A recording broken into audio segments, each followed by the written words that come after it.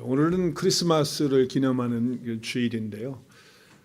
제가 크리스마스 주일 때마다 크리스마스에 대한 얘기를 중간중간 이렇게 얘기를 했는데요. 오늘도 조금 그 이야기를 먼저 좀 시작하면서 하려고 합니다. 그런데 크리스마스 뒤에 숨겨져 있는 비밀스러운 이야기들이 많이 있고 또 우리가 잘못 알고 있는 것들이 있기 때문에 혹시 오늘 제가 서론적으로 이렇게 말씀을 할 때 충격을 받지 않으시기를 바랍니다. 충격을. 첫째는 우리 크리스마스에 대해서 생각해 볼 때 12월 25일은 크리스마스가 아닙니다. 주님이 태어나신 날이 아니다 그 말이에요. 25일은. 그러니까 12월 25일은 크리스마스가 아니에요. 날짜로 따지면 아니라는 걸 우리가 잘 압니다. 교회사에 보면 교회 처치 히스토리죠. 그걸 보면 4월 17일, 4월 19일 그때쯤을 성탄절로 이렇게 생각하는 그런 사람들이 있었고요. 또 5월 20일 경으로 이렇게 생각하는 사람이 있고 또 가을에 늦가을에 11월 17일 정도로 생각했던 사람들이 있어요.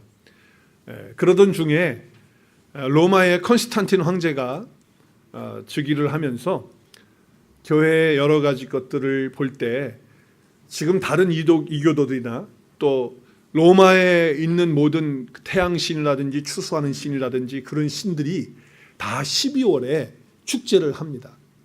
그러니까 제안을 하는 거예요. 기독교의 너희들도 예수가 탄생한 날을 12월로 하면 어떻겠냐. 그래서 12월의 날짜들이 뭐 17일도 있고 5일도 그렇게 있으니까 너희들은 12월 25일로 그렇게 하면 좋겠다. 이게 제정을 합니다. 그러고 난 다음에 나중에 350년인가요? 그때 줄리어스 황제가 아니죠. 그 교황이 그것을 받아들입니다. 그래서 교회가 전적으로 12월 25일을 크리스마스로 예수님이 탄생한 날로 그렇게 확정을 짓는 거예요. 그래서 지금까지 그게 내려왔다라고 하는 것입니다. 그러니까 여러분 지금 우리가 지키고 있는 이 크리스마스는 날짜가 맞아요, 안 맞아요? 안 맞는다라고 하시면서 신앙생활 하시면 되겠고요. 첫째는. 그리고 초대교회를 보면 성경을 보면 성경에는요. 예수님의 출생에 대해서 뭘 날짜를 지키고 그랬던 적이 한 번도 없습니다. 주님이 태어나신 날을 기록한 것으로 끝났지 예수님이 우리를 위해서 죄를 위해서 죽으시고 그리고 3일 만에 부활하신 그 부활을 증거하고 그 부활 중심으로 모였고 그리고 예수 그리스도의 십자가를 증거하고 부활을 증거하기 위해서 초대교회가 모였던 거예요. 그렇기 때문에 교회사적으로 보나 또 성경적으로 볼 때 예수님의 탄생보다는 예수님이 우리를 위해서 죽으시고 그리고 부활하신 그 날이 더 중요했던 거예요. 그래서 그 부활하신 주님을 증거하면서 그들의 신앙을 유지해왔고 또 복음을 그렇게 전해왔던 것입니다. 그러므로 크리스마스의 절기는 성경이나 또 초대교회에서는 사실 찾아볼 수가 없어요. 그냥 오랜 교회 정통에서만 우리가 알 수 있는 것이고 또 오늘날 요즘은 어떻습니까? 이 크리스마스를 비즈니스 하시는 분들은 대목으로 보고 그러죠? 또 우리는 선물을 받아가지고 또 선물을 줘가지고 서로 마음을 흐뭇하게 하는 그런 것 때문에 쇼핑몰이 복잡하다 그 말이죠. 지금 크리스마스가 지금 그렇게 된 거예요. 자, 그럼 크리스마스라고 하는 이런 날짜가 이제 우리가 중요한 것이 아니고 한번 따라하겠습니다. 그리스도인들은 예수 그리스도 안에 있는 자들은 날짜가 중요하지 않습니다. 왜 중요하지 않죠, 날짜가? 왜 날짜가 안 중요합니까? 우리는 매일매일 누구하고 함께 있습니까? 주님하고 함께 있기 때문에 그런 거예요. 자, 그런데 성경에 근거해서 성탄절을 우리가 추측을 해본다면 처음에 천사가 들에서 양을 치고 있던 목자에게 나타났어요. 하나님이 그렇게 보냈죠. 목자들이 언제 양을 쳤습니까? 한밤중에, 그죠? 아주 밤에 그것도 자기 양떼를 지켰다는 거예요. 그때 천사가 임하고 하나님의 역사가 나타났죠. 여러분, 팔레스타인 그 유대 땅에는요 겨울이 있어요. 12월이 겨울이에요. 근데 겨울에는 때로는 눈도 오고 바람도 차고 그러기 때문에 절대로 미친 어떤 정신 나간 목자 아니고서는 양떼를 데리고 밤에 들판에 안 나간다고 하는 거예요. 그러니까 12월은 절대 아닌 게 확실한 거예요.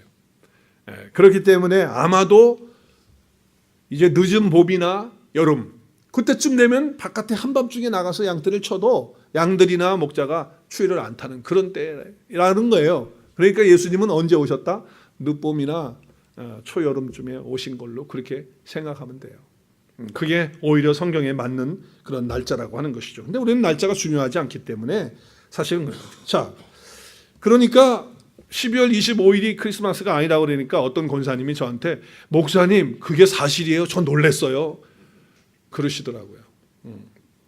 자, 또한 크리스마스가 되면 노래를 부르죠. 그 노래를 갖다 우리가 뭐라고 그러죠? 캐롤이라고 그래요. 캐롤. 근데 그 캐롤이라고 하는 뜻의 그 의미는요. 손을 잡고 둥글게 원을 그려서 춤을 춘다라고 하는 의미예요.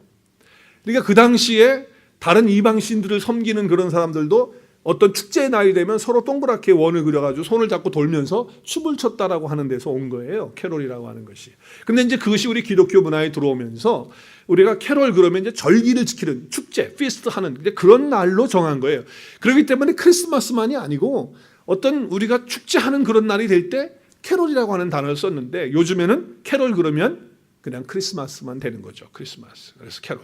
그런데 여러분 캐롤을 보세요. 캐롤을 보면 우리가 오늘 성가대가 찬양한 거에 보면 캐롤이죠 다. 주님을 찬양하고 우리 하나님의 사랑을 노래하는 거니까 캐롤인데 요즘에 그 캐롤이 많이 타락을 했죠. 타락을 했어요. 그래서 어떤 캐롤들이 나왔습니까? 안타깝게도 주인공이 바뀌면서 예수님인데 예수님이 아니고 산타가 돼가지고 바뀌면서 참 노래들도 캐롤들도 많이 바뀐 거예요. 어제 전도하면서 크리스찬 타임즈가 이제 앞에 놓여 있길래 살짝 보니까 거기에 사진하고 크게 이렇게 돼가지고 크리스마스의 주인이 바뀌었다고 하는 이제 그런 기사를 썼더라고요. 그래서 제가 그게 너무 재밌어가지고 신문을 가져와서 보면서 제가 화면을 하나 땄어요. 네, 거기 있는 거 그대로 땄는데 한번 보세요.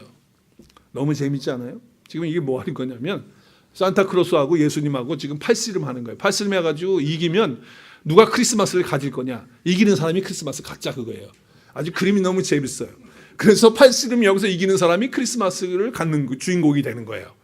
자, 그러니까 예수님은 사라지고 산타가 그 자리에 지금 있는 거 아니겠어요? 자, 캐롤도 마찬가지예요. 캐롤도 보세요. 여러분 캐롤 노래 불러보면 뭐 그 흰눈 사이로 뭐 그다음에 뭐예요?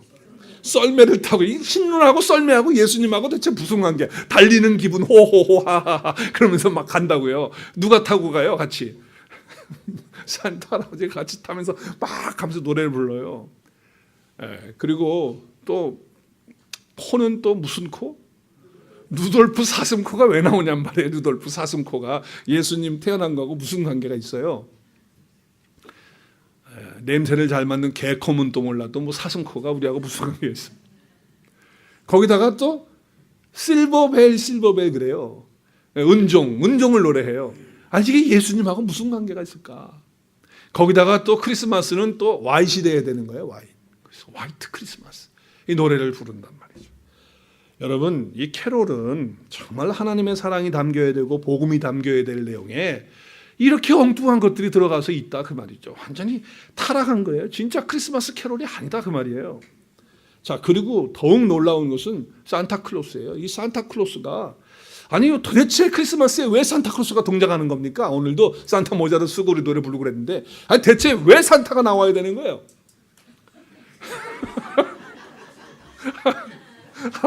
왜 산타가 나와야 되는? 생각해보고 하는 거예요. 지금 생각해보고. 지금 이게 4세기경에 니콜라스라고 하는 신앙이 좋은 사람이 있었어요. 예수님 잘 믿고. 근데 그 사람이 어디 출신이냐면 터키 사람이에요. 터키. 근데 이 사람이 너무 신앙이 좋다 보니까 어렵고 힘든 사람들을 도와주기도 하고 예수님의 사랑을 실천하려고 많은 노력을 했던 사람이에요. 니콜라스라고 하는 사람이. 근데 그 사람이 정말 예수님의 사랑을 실천해 보겠다고 그러면서 어린아이들을 너무 좋아했고 이제 그렇게 했던 사람이에요. 니콜라스라고 하는 사람이. 그런데 그 유명한 얘기 가운데 하나가 뭐냐면 나처럼 딸을 셋을 갖고 있는데 결혼할 나이가 넘었는데도 딸 셋이 다 결혼을 못한 거예요. 왜냐하면 집안이 너무 찢어지게 가난해가지고 결혼을 못한 거예요. 그래서 이 니콜라스가 그것을 알고서 너무 불쌍하니까 갖다 주면 안 받을 것 같아서 그 당시에 금덩어리를 전해줘야 되겠다 그 집에다가. 그래가지고 지붕 위에 올라가가지고 굴뚝 나오는 연기 나오는 굴뚝에다가 침대에다가 금덩어리를 떨어뜨렸어요. 근데 그게 떨어지면서 양말을 말리고 있는 그 파이어플레이스 거기에 양말이 있는데 그 양말 속으로 들어간 거예요. 그래서 여러분 크리스마스 선물을 양말 속에 넣어가지고 주잖아요. 그죠? 그래서 니콜라스가 그렇게 해서 그래가지고 그 자녀, 그 세 딸들이 그것 때문에 이제 결혼을 하게 되고 이제 이런 스토리가 있어요. 그래서 사람들이 그 당시에 니콜라스를 생각하면서 어떤 선한 일을 하고 또 우리가 어떤 선물을 받으면 항상 감사한 마음을 그렇게 가졌다고 그래요. 근데 이거 네덜란드 사람들이 이 니콜라스의 이 스토리를 자기 나라에 가지고 간 거예요. 그래서 거기 가서 이제 좋은 그런 이미지를 갖고 있었는데 그 사람들이 미국으로 이민을 오면서 미국은 어떤 나라예요? 미국은 어떤 나라예요? 미국은요, 정말 우리가 잘 알다시피 어떤 나라입니까? 상품화하는 실력이 뛰어난 나라입니다. 정말 커스터머라이즈 하는 그 실력이 대단한 나라가 미국 아닙니까? 그래서 어떻게 했어요? 이 산타를 상품화하기 시작했어요. 그래서 그걸 바꾼 거예요. 그래서 니콜라스의 이야기를 산타클로스로 이 얘기로 바꿔가지고 상업화 시켜가지고서 온 세계로 역수출시킨 것이 산타클로스의 이야기예요. 자, 그러니까 여러분 산타클로스 옷이 무슨 색깔입니까? 이게 지금 이것도 지금 미국에서 만들어낸 겁니다. 미국에서 코카콜라 장사 잘해 먹으려고 이 산타클로스를 빨간색으로 그 1830년인가 1930년인가 1930년일 거야. 1930년에 그렇게 해가지고 산타를 빨갛게 옷을 입혀가지고서 그렇게 했고 또 산타 그림을 갖다가 이렇게 그리는 그 만화가가 있어요. 이렇게 그런데 백인이니까 머리 하얗게 하고 배볼록 나오게 하고 그랬는데 사실은 니콜라스는 빼짝 말라가지고 허리허리한 사람이었다고요. 근데 그렇게 분장을 시켜가지고서는 만화를 만들어내고 그리고 이제 뭐야? 그 니콜라스를 방문하는 시라고 하는 그 내용을 쓴 사람이 뭐 루돌프 사슴코가 어쩌고저쩌고 그래가지고 그걸 또 합작시켜가지고서 이렇게 만들어낸 거예요. 그리고선 코카콜라에서 그걸 이용해가지고 빨간색, 코카콜라가 빨간색이 상징이잖아. 아시아요? 그래서 코카콜라가 빨간색을 등장시키면서 산타에게 그것을 입히면서 코카콜라 선전에 앞장 세운 사람이 바로 산타클로스다 그 말이에요. 그러니까 산타클로스의 정체가 그거예요. 산타클로스는 크리스마스의 변질의 상징이고 상업주의의 아주 대명사가 된 거예요. 그런데 우리는 뭔지도 모르고 25일 되면 뭐예요? 그냥 교회 안에 산타클로스가 들어와 계신다니까. 할렐루야. 자, 여러분 성탄절 크리스마스는 이런 날이잖아요. 우리 함께 읽겠어요. 시작. 이날 다윗의 도시에 너희를 위해 구원자 곧 그리스도께서 주께서 태어나셨다는 거예요. 그리스도 주께서 태어나셨다는 거예요. 구원자가 태어나신 날이란 말이에요. 근데 어디에서 태어났다고요? 어디? 다윗의 도시. 다윗의 도시는 다윗은 이스라엘의 2대 왕이었어요. 2대 왕이었는데 다윗에 태어난 그 동네가 어디냐면 여기 말씀 누가복음 2장 3절 4절에 보면 이제 요셉도 자기가 이제 예수님이 태어났으니까 갈릴리 그 나사렛 지역에 계시다가 이제 다 호적을 하기 위해서 자기 동네로 가는 거야. 자기 고향으로. 자기 예수님이 태어난 곳이 어디입니까? 베들레헴인데 다윗도 고향인데 어디예요? 베들레헴이에요. 다윗의 동네가 어디라고요? 베들레헴. 그래서 베들레헴에서 태어나게 됐다라고 하는 거예요. 근데 이것은요 이미 예수님 오시기 700년 전에 미가라고 하는 선지자가 오늘 말씀에서 한 것처럼 같이 읽겠습니다. 시작. 여호와께서 말씀하신다. 베들레헴 에브라다야, 너는 유다에서 가장 작은 마을 중에 하나이지만 너에게서 이스라엘을 다스릴 자가 나올 것이다. 그는 영원 전부터 있는 자이다. 그가 누굽니까? 예수 그리스도가 영원 전부터 계신 자인데 그가 어디서 태어나신다? 베들레헴. 에브라다는 유다의 애칭입니다. 유다의 애칭. 그래서 유다 땅 그 작은 베들레헴. 정말 그때는요 베들레헴보다 도시가 크고 아름다운 데가 많았어요. 예루살렘을 비롯해서 헤브론 뭐 좋은 도시가 얼마나 많은지 몰라요. 그런데 왜 하필이면 베들레헴이냐 말이에요. 왜 하필이면 베들레헴? 오늘 설교 제목이 뭐예요? 왜 하필이면 베들레헴이냐 하는 거예요. 자, 이 베들레헴이라고 하는 이름의 뜻 때문에 그런 거예요. 예수님은 그냥 오시는 게 아니에요. 이 말씀 속에 다 의미가 들어져 있는 거예요. 자, 이 베들레헴 한번 히브리어로 읽어보겠어요. 시작. 베이트레헴. 예, 이 히브리어는 이렇게 읽어요. 왼쪽에서 오른쪽이 아니고 오른쪽에서 왼쪽으로 읽어야 돼. 예, 베이트레헴인데 두 개의 단어가 합성됐어요. 베이트, 집, 그리고 레헴, 빵, 떡. 그래서 베들레헴 그런 뭐예요? 빵집, 모차르트, 예, 떡집, 예, 낙원떡집 이렇게 되는 거예요. 그게 베들레헴이란 말이에요. 자, 오늘날 우리를 그리스도의 집으로 그렇게 표현합니다. 히브리서에 보면 그리스도는 하나님의 집이라고 그래요. 하나님의 집. 그런데 우리도 그의 집이라고 말해요. 우리도 그의 집이에요. 우리도 그리스도의 집, 하나님의 집이 됐단 말이에요. 그래서 그 집에서 뭐 하느냐? 고린도전서에 보니까 떡이 하나인데 그 주님이 탄하신 떡이시란 말이에요. 떡으로 오셨단 말이에요. 그런데 그 한 몸 안에 우리도 다 한 떡 안에 참여되지 사람들이에요. 우리도 떡덩어리가 된 거예요. 누구 안에서? 예수 그리스도 안에서. 그렇기 때문에 베들레헴 안에서 주님이 태어나셔야 되는 거예요. 지금 그 얘기를 하는 거예요.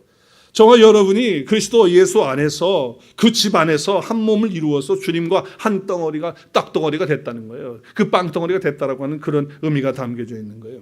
그러므로 오늘날 다윗의 동네에 태어나신 구주는 2000년 전에 있었던 사건으로 끝나는 것이 아니라 오늘날의 베들레헴 그 빵집 그 떡집 안에서 우리가 태어나서 우리와 한 떡이 되신 분이 바로 누구냐? 구주 예수 그리스도시라는 거예요. 그것을 생각하는 날이 크리스마스다라는 거죠. 자, 그래서 우리는 그 떡을 함께 먹고 또 그 떡과 연합되어진 것을 인해서 감사하고 찬양하는 영광 돌리는 그런 삶을 살아야 된다는 거예요. 자, 왜 하필이면 베들레헴이냐? 왜 베들레헴이냐? 여러분 구주에서 나신 것도 마찬가지예요. 구주라고 하는 것은요, 구주가 아니고 구유. 이 구유라고 하는 게 뭐예요? 구유는 맨저에게 그죠? 맨저가 이게 뭡니까? 밥통이에요. 짐승 밥통. 근데 그 짐승 밥통에다가 강보를 쌌다 그랬어요. 이 강보를 쌌다라고 하는 것은 그 보자기 같은 거를 말하는, 천 같은 걸 말하는 거죠. 근데 이 강보로 구유에 누이신 그 밥통인데 예수님 밥통에 오셨어요. 그죠? 거기 오셨어요. 거기 누우셨단 말이에요. 근데 보면은요, 이 강보라고 하는 단어가 스파로카노라고 하는 단어인데 이것은 성막 안에 떡을 놓는 자리가 있어요. 그 성막에 들어가 보면 떡상이 있단 말이에요. 진설병이 있는데 거기 6개씩 12개 12지파를 상징하는 떡덩어리가 있어요. 근데 그 떡덩어리를 옮길 때마다 또 덮어놓을 때 쓰는 천이 강보예요. 그러니까 예수님께서 이 땅에 생명의 떡으로 오셨잖아요. 근데 그분을 덮어쓰고 싸는 거예요. 그래서 예수님이 태어나실 때 그 강보에 싸가지고 구유, 그 밥통에다가 짐승이 먹는, 우리가 정말 짐승 같은 그런 인생을 살면 사람들이 예수 그리스도를 먹어야 된다라고 하기 때문에 그 구유에 놓여서 나신 거예요. 그래서 이 그림을 보시면요, 이 떡이 6개씩에서 12지파를 나타내는데 이때 이 떡을 싸고 움직일 때 싸는 그것이 강보예요. 그러니까 예수님은 지금 떡으로 오셨다는 것을 베들레헴을 통해서 우리에게 보여주시는 거죠. 그 강보에 쌓인 것도 마찬가지라는 거예요. 그래서 어디에 누이셨다고요? 구유에 누인 아이를 찾아서 갔다는 거예요. 그래서 구유라고 하는 것도 파트너라고 하는 단어인데 이 파트너라고 하는 단어가 어디서 유래됐냐면 먹다예요. 먹다. 그러니까 구유는 먹는 것에서 온 단어예요. 우리가 그래서 이 크리스마스에는 떡집이신 예수 그리스도 안에서 그 떡을 먹는 날이 크리스마스예요. 할렐루야. 예, 그 떡을 먹는 거예요. 그래서 주님 뭐라고 말씀하세요? 5,000명 먹이시고 말이죠. 12광주 남기시면서 이제 내가 생명의 떡이다. 내가 생명의 양식이다. 내가 참된 음료다. 이런 말씀하니까 사람들이 하나씩 둘씩 다 떠나가는 거예요. 아무도 안 남았어요. 누구만 남았어요? 5,000명, 여자들까지 하면 10,000명 넘어요. 다 떠나고요. 12명만 남았어요. 그러니까 예수님이 너희들도 가려느냐 그랬어요. 그랬더니 뭐라고 그래요? 베드로가 나와서 주여, 영생의 말씀이 주님에게 있는데 우리가 어디로 갑니까? 지금 참된 양식이신 주님을, 그 떡을 먹는다는 것, 그 빵을 먹는다는 건 주님 안에 거하는 걸 말하는 거예요. 주님 안에 내가 들어가는 거예요. 그분과 함께 연합되는 거예요. 그걸 예배하는 거예요. 영적인 의미죠. 함께 같이 읽겠습니다. 요한복음 6장 48절 시작. 내가 곧 생명의 떡이니라. 나는 하늘에서 내려온 살아있는 떡이니 사람이 이 떡을 먹으면 영생하리라. 내가 줄 떡은 곧 세상의 생명을 위한 내 살이니라 하시니라. 내 살을 먹고 내 피를 마시는 자는 영생을 가졌고 마지막 날에 내가 그를 다시 살리리니 내 살은 참된 양식이요 내 피는 참된 음료로라. 자, 양식이에요. 예수님이 떡으로 오셨다는 거예요. 밥으로 오셨다는 거예요. 그분이 참된 음료수로 피로 흘리신 거예요. 그게 예수님이라는 거예요. 그래서 베들레헴에 오셨다는 거예요. 그러니까 아니 우리가 예수님의 살을 어떻게 먹어? 우리 식인종도 아닌데 못 알아듣고 다 떠나는 거예요. 그게 뭐예요? 예수님의 말씀을 먹는다는 것을 얘기하는 건데 그걸 모르는 거예요. 예수님을 마음속에 영접하고 그분과 연합하고 그분의 말씀을 듣고 먹고 읽고 하는 것을 말하는데 이해를 못하는 거예요. 사람들이. 그래서 뭐라고 말씀하죠? 말씀이 육신이 되어서 오신 분이 누구십니까? 예수님이에요. 육신의 모양으로 오신 분이 예수님의 말씀이에요. 예수님이 말씀이잖아 그 말이에요. 말씀이다. 그러니까 우리가 예수를 먹는다는 건 뭘 먹는 거예요? 말씀을 먹는 거예요. 말씀을 먹는다는 건 뭡니까? 그 말씀을 내 마음판에 새기는 거예요. 매일 읽는 거예요.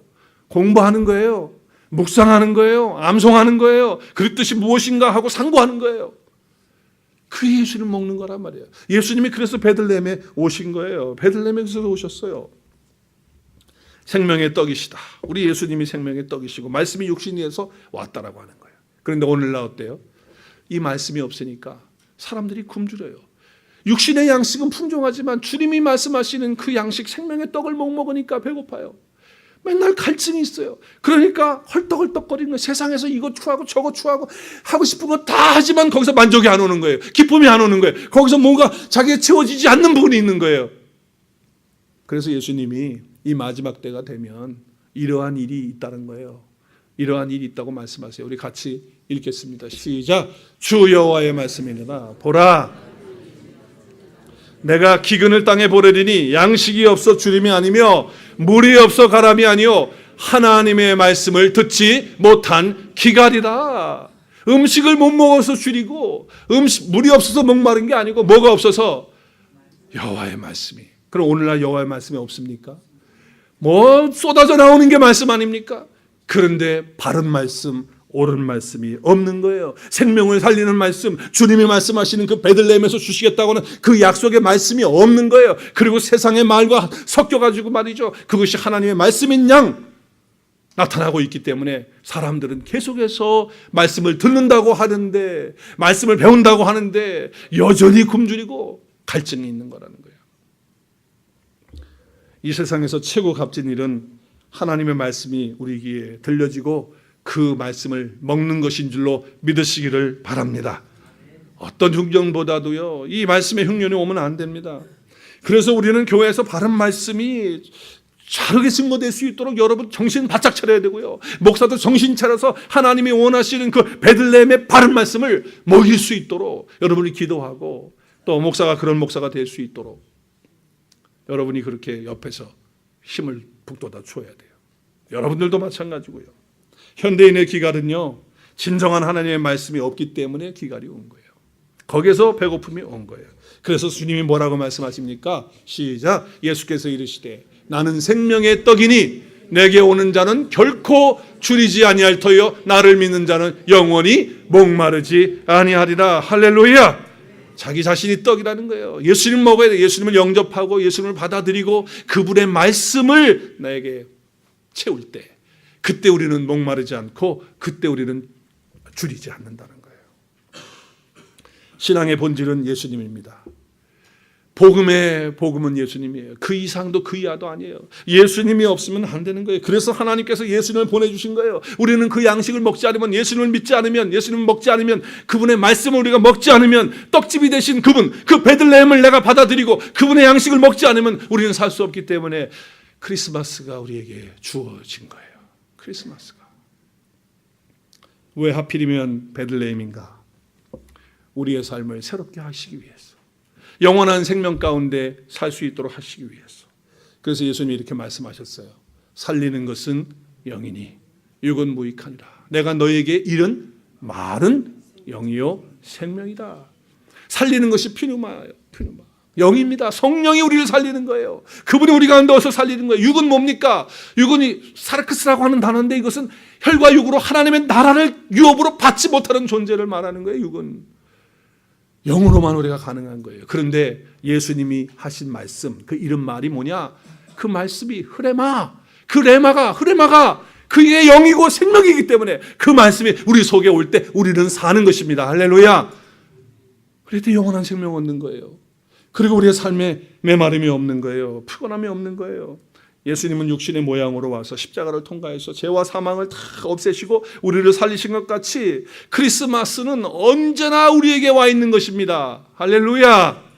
12월 25일만이 크리스마스가 아니고 매일매일이 크리스마스입니다. 우리 옆에 있는 분들 인사하겠습니다. 매일매일 크리스마스입니다. 왜 그렇습니까? 베들레헴에 오신 그 떡이신, 생명의 떡이신 그분을 매일매일 먹고 사니까 매일 크리스마스지. 할렐루야. 매일 크리스마스로 바꿔야 돼. 매일 크리스마스로. 네, 여기 보세요. 보세요. 말씀 보세요. 오늘 뭐라고 말씀하십니까? 베들레헴 아브라함, 베이틀레헴, 빵집 떡집. 그분 안에서 내가 하나가 되어서 그분과 이제 먹고 마시는 축복이 있는 거예요. 그분과 먹고 마시는. 우리 함께 읽겠습니다. 시작. 볼지어다 내가 문 밖에 서서 두두두 누구든지 내 음성을 듣고 문을 열면 내가 그에게로 들어가 그와 더불어 먹고 그는 나와 더불어 뭐 한다고요? 먹는 겁니다. 누구하고 함께? 주님하고 함께. 주님을 먹는 겁니다. 주님의 말씀을 먹는 거예요. 예수님을 우리가 영접해야죠. 받아들여야죠. 그분을 베들레헴으로 오신 그분을 모셔서 내가 주님과 한 떡덩어리가 되어서 딴 떡덩어리가 주님과 함께 연합되어서 그래서 이제 주님이 나누어 주시는 그 떡을 내가 먹고 또 내가 그것을 다른 사람에게 나누어 주면서 주님과 교제하는 그런 시간이 바로 크리스마스예요. 그러니까 매일 크리스마스가 돼야죠. 우리 하나님 앞에 이제 말씀을 마치면서 다윗의 동네에 태어나신 구주는 2000년 전의 사건으로 어떤 이벤트로 끝나는 것이 아니고 매일매일 내 삶 속에 우리와 함께 연합되어 있신 빵이신 떡이신 그분과 더불어 그 양식을 먹고 풍요를 누리고 가람이 없고 주림이 없는 그런 인생으로 성탄을 즐기고 또 그 성탄을 감사하고 하나님께 영광 올려드리는 그런 삶뿐만 아니라 이제 이 은혜를 이 떡을 다른 사람들에게 나누어 주는 저 여러분이 되실 수 있기를 주의 이름으로 축복합니다.